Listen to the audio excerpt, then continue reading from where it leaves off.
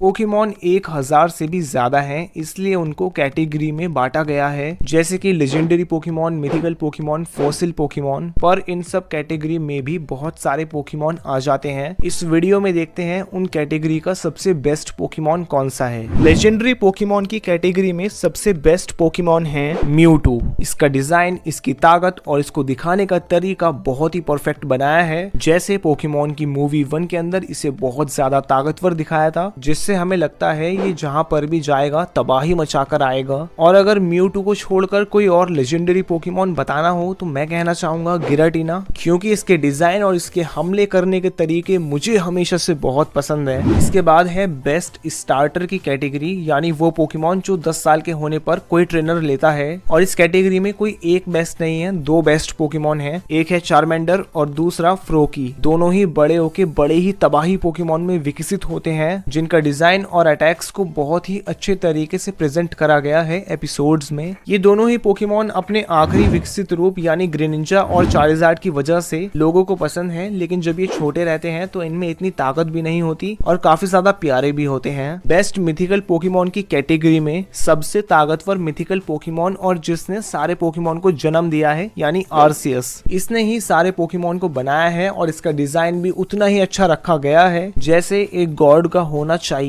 पर ये अपना डिजाइन चेंज भी कर सकता है अपने टाइप को बदल के। जैसे कि अगर आर्सियस पॉइजन टाइप का हो गया तो आर्सियस के बॉडी पार्ट्स का कलर पर्पल हो जाएगा। फिर है बेस्ट शाइनी पोकेमॉन की कैटेगरी। इसके अंदर आता है शाइनी gyarados। शाइनी gyarados को इतना नहीं दिखाया, लेकिन जितना भी दिखाया है लोगों को बहुत पसंद है और इस कलर में ये gyarados से ज्यादा मस्त और ज्यादा खतरनाक लगता है। पर मैं अपनी तरफ से बताऊं तो एक शाइनी पोकेमॉन जो इस कैटेगरी में बेस्ट होना चाहिए था वो है शाइनी चारिज़ार्ड, जो कि ब्लैक कलर का है। शाइनी चारिज़ार्ड दिखने में बहुत बढ़िया है, मेगा चारिज़ार्ड एक्स के जैसा ब्लैक कलर है। पर शाइनी चारिज़ार्ड को एपिसोड में बिल्कुल ही नहीं दिखाया, तो वो बेस्ट कैटेगरी में नहीं आता। बेस्ट इवोल्यूशंस की कैटेगरी में सबसे बेस्ट ईवी का एवोल्यूशन होगा अम्ब्रियन। अलग अलग लोगों को अलग अलग एवोल्यूशन पसंद है ईवी के, मुझे खासकर ग्लेसियन या लीफियन पसंद है। फिर है बेस्ट मेगा एवोल्यूशन कैटेगरी, जिसमें सबसे बेस्ट मेगा एवोल्यूशन पोकेमॉन है मेगा चारिज़ार्ड एक्स। इस चारिज़ार्ड का कलर कॉम्बिनेशन बहुत ही परफेक्ट बनाया है और पावरफुल तो बहुत ज्यादा ही है। ये सच में किसी पोकेमॉन का परफेक्ट डिजाइन है। इसके बाद अगर कोई मेगा एवोल्यूशन बेस्ट है तो वो होगा मेगा म्यूटू एक्स या मेगा स्केप्टाइल या मेगा रेक्वाजा।